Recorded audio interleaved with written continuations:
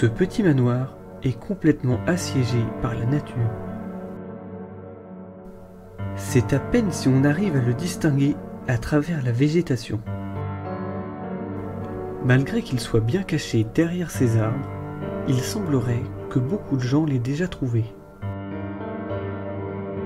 Et malheureusement, les visiteurs qui se sont suivis ici ces derniers temps ont laissé quelques traces de leur passage. Tout est saccagé. Je n'ai pas souvenir d'avoir déjà vu un tel massacre. Une si belle habitation, encore richement décorée et meublée, qui se retrouve retournée et vandalisée. Le piano, la télé, les meubles, les miroirs, rien n'a été épargné du rez-de-chaussée au dernier étage. Dans une des chambres, le plafond s'est totalement effondré.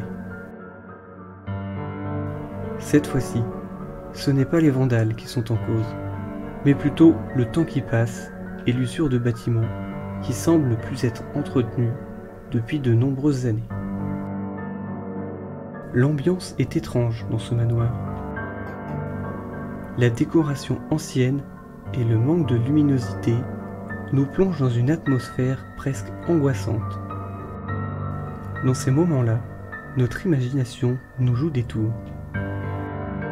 Chaque bruit suspect, chaque rideau qui bouge devient un potentiel fait inexpliqué. Et c'est en rentrant dans la dernière chambre que nous faisons une découverte qui va nous glacer le sang. Devant nous, étendue sur le lit, sous un drap, se trouve une masse de la taille d'un homme.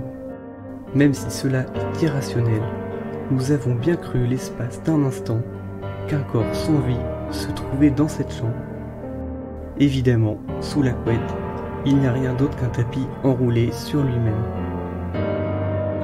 Avant que la nuit ne tombe, nous quittons ce manoir qui nous a fait tout de même un peu penser à une maison hantée.